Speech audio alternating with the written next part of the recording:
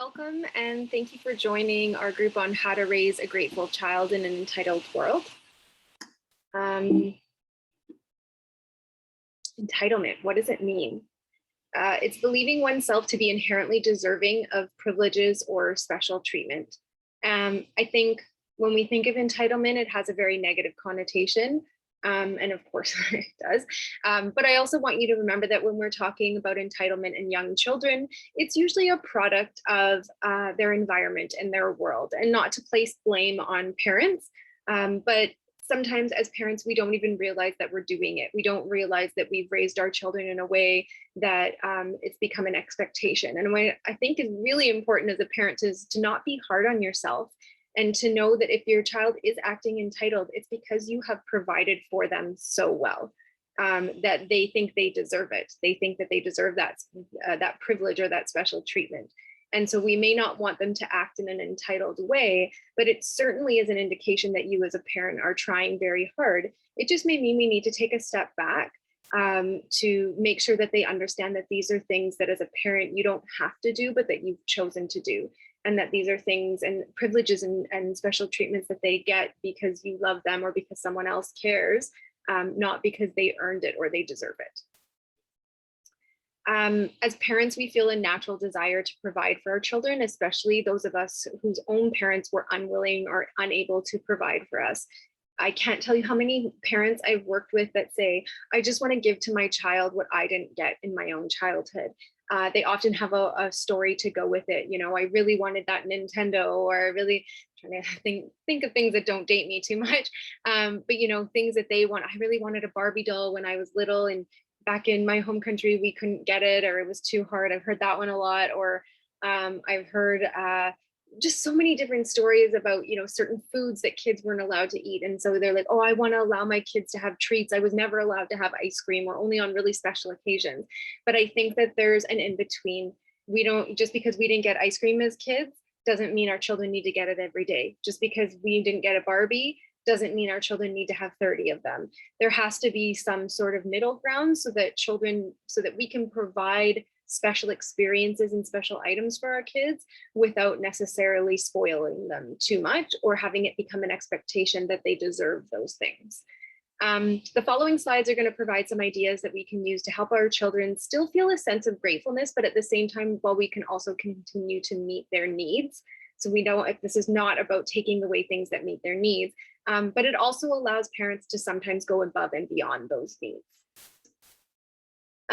So clarifying what privileges are, I think your children need to understand maybe not so much the term, but the concept as much as possible. It is a harder concept for younger children to understand, but starting early means that they'll understand it at a much earlier age than perhaps other children would. Entitlement starts when children begin to forget what parts of the things they have and activities they do are not expectations, but privileges. And I so want to point out there that it can be activities. It can be, you know, privilege can come in a lot of different ways. With my own kids, sometimes we talk about we're driving somewhere in a car, and we talk about the privilege of even being able to own a car and drive places. It can be my daughter starting soccer in the fall, and we had a conversation with her about that, you know, she's really lucky because not everyone is able to go to soccer. There's costs involved with that, you know, sign up and equipment and all that kind of stuff. So I try to explain to my own children, and I encourage other people to explain to your child the difference between wants and needs. A great place to start with this is even just at the grocery store. If you probably don't bring your children to the grocery store. I often need to bring mine, whether I like it or not. So if you have your children at the grocery store with you, you know, we do fun games where they help me grab things that are on the list. And I can say the stuff on the list or the things that we're buying today are only needs. These are the basic healthy groceries we need to put together our meals and snacks. And they'll often, almost every single time, ask for a special treat or this or that. And I'm like, no, today we can only buy what we absolutely need. There's no extra money to buy special treats or whatever it is that they might be wanting. So it's a really simple way that you can get something done, a chore done of your own, but also teach a really good lesson at the same time. Putting your kids to work, teach your children about responsibility and contribution through having them help with chores. There's another recorded group on chores, and we often run them in our regular calendar. With younger children, we may call them things like family responsibilities, and it makes them sound more appealing than a chore. In my family, I call them contributions or family contributions. I like that term a lot because my kids are very motivated by the idea of contributing something as opposed to saying a chore, which sounds a little bit more negative. It's really important not to offer money or rewards, like screen time, for example, for completing chores. It's a valuable lesson to learn about having responsibilities and earning your keep. I just had a talk with my husband last night because he had offered my daughter money for cleaning up toys. And I was like, no, absolutely not. Like, if she should just be cleaning up her toys, we shouldn't offer anything. What I know through many years of doing this line of work, and through just, looking at friends, family, whoever, is that children who are offered rewards for doing basic things will always expect a reward for doing those things. They will never do them out of the goodness of their heart.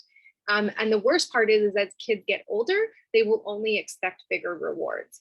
So it's really important for your base to have chores and to have responsibilities that are not paid in money or rewards. It's a baseline of things your children need to be doing to contribute to the family household.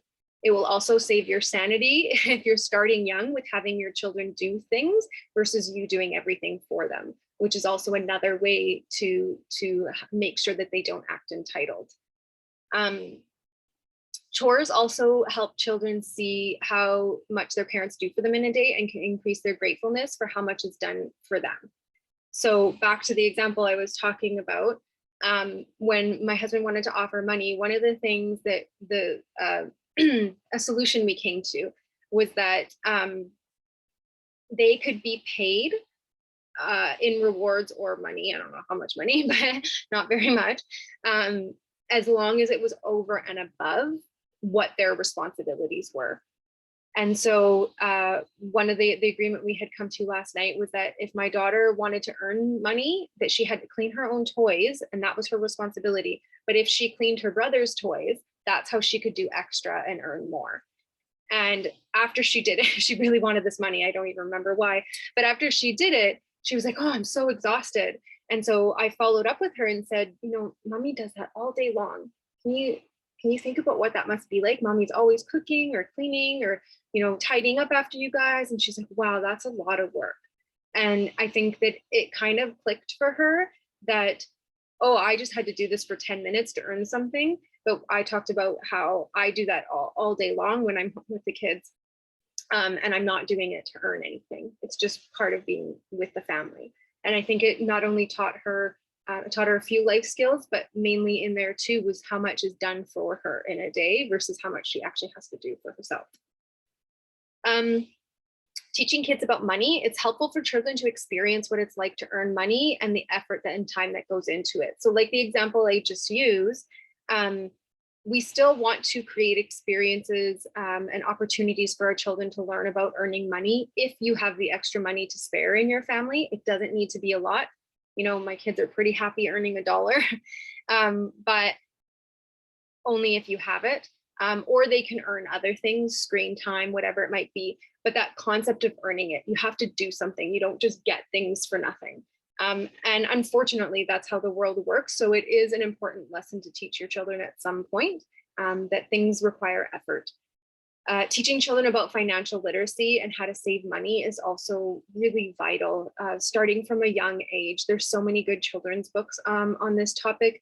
I know there's one, I can't remember the actual title, but there's a little critter book. I think it's called like Saving Your Money or Saving My Money. And it's about the little boy that wants to save money for a new robot toy, I think it is. So he does all these extra little jobs and he has a lemonade stand and all this so that he can earn money to buy what he wants. And I think it's such a great introduction to the concept. And I know after my daughter read it, she was really eager to earn money just because she liked that she had learned about it in a book. Another example could be having a rule that any money that your children are gifted gets put into a piggy bank or some sort of RESP savings. Obviously, most kids aren't getting gifted large quantities of money. But what I like to do is I have a little envelope, and anytime they get any sort of gift of money, instead of saying, go buy a candy or go do this, like I actually try to take 50% of it and throw it in an envelope, like my own little piggy bank. And then every now and then I'll put it with their RESP deposit. I don't, if you don't have an RESP set up, that's totally fine. I know my kids aren't gifted large amounts of money. So just putting it aside in some sort of piggy bank or envelope that even they can take care of in their own rooms. I think that's really important too, that they understand that they're the ones doing the keeping for it. Or if they do, or if they work or do extra chores, they can earn money. And if they do that, you can show them that they need to put a portion of that money aside. Setting realistic expectations. Set realistic expectations in the home of what is affordable and what you can get and what you can't get, if at all. I think every family is different in terms of what they can afford or how much they can afford to put aside towards items for their child. It's absolutely okay to say to your child, I'm sorry, we just can't afford that. And maybe it's a, we can afford it never. And maybe it's a, we won't be able to afford that for a long time. With my children, if it's a bigger ticket item, and I think down the road, like I think I could save up for it, I'll say something like maybe next year for Christmas or for your birthday. Most of the time, if we hit those landmarks, they don't want the item anyways anymore. But if they do, maybe I've put aside a little bit of money for it. Teaching your children to work for things now that they want in the future. With the example that I just gave, it's really important to wait on providing things for your child. Half the time Christmas rolls around and they've decided they want something totally different. So it's okay to set a realistic expectation for how things work. And it makes them appreciate the item more because they didn't just get it as soon as they wanted, they had to really work for it. Limiting the number of gifts they get, even if it's something really small. If they get gifts from others, try to have a one toy in, one toy out rule. I know for me, I love going to the dollar store and we like to buy crafts, and I don't like to spend lots of money, but we go quite often, or at least we used to. And so I make a really important point not to give them a gift every single time we go to the dollar store, or just not to go as often as we used to, because it can seem like, oh, it's only $1. But their concept of money is so off that all they know is if they're getting a gift every time we go to a store, the dollar store, which can sometimes be like once a week. So it's important not to always be buying your children's stuff every time you go out. Otherwise, you've set that expectation and now they think it's just something that they should have. The one toy in, one toy out rule, if you haven't heard of it, is simply that if they get a gift, whether it's from a parent or they bought it themselves or from a friend or a birthday party or whatever, for every toy that comes in or for every item that comes in, they need to pick one thing that goes. We live in an incredibly small space as a family of 4. And so we can't have all this stuff lying around. We get a lot of toys gifted to us as hand-me-downs. And so I'm very grateful for them, but I just physically don't have the space. And if we try to pile all these toys in my kids' room, then it means that the value of each toy decreases. And I find that they go in there and they're so overwhelmed by all the stuff that they're not even appreciative of what they do have, because they just don't even know where to look or what to touch. Consistency. Set realistic expectations for behavior and be consistent with the consequences for not meeting those expectations. Entitlement often goes hand in hand with children who lack discipline. This is a very small slide for a very big concept because I didn't want to go off on a totally different tangent in talking about positive discipline. So I'm keeping this really simple here, but it's definitely something that you can speak to someone and expand on more.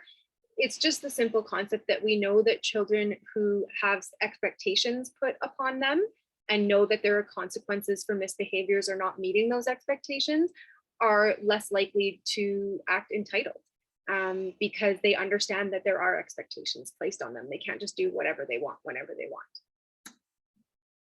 Serving others. Entitlement is inherently self-seeking. So finding ways to do things for others and shifting the focus away from your child is really important. For example, if you use the one in, one out rule, have them pick up a toy going out that they could donate or give to a friend who may want it. Or if your child is grown out of clothing that's in good condition, have them put it aside for someone who may need it. We get a lot of stuff as secondhand as hand-me-downs. So one of the things my children know is that they get stuff given to them that was used by other family members and friends. And so it's really, really important that if stuff is in relatively good condition, that when they're done with it or they've grown out of it, then we pack it up and we send it to, we have a set with my daughter, it's her cousin, and with my son, it's a family friend. And those are the people that always get their toys and their old clothes when they're done with them. And so I like it because more than just teaching gratefulness, it also teaches to not be wasteful. We rarely throw things in the garbage unless they're really, really worn down.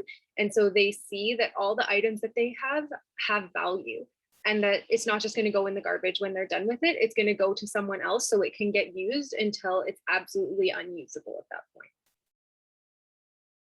So that's everything that I wanted to go over for this topic, but please note that it was really, really brief for a lot of them. So if you have any follow-up questions and you want to meet with one of our individual workers, please give us a call at 604-436-9449. For our program, the Parent Support Program, it's for parents who live in Burnaby or New Westminster and are expecting and have at least one child under the age of 6. So we're happy to meet one-on-one with families. You can call that number or you can give us an email at pspgroupsignup@camray.ca. For families with older children, we also have our counseling program available. And for that or any other information, you can email our front desk at admin@camray.ca. Thanks again for joining me today.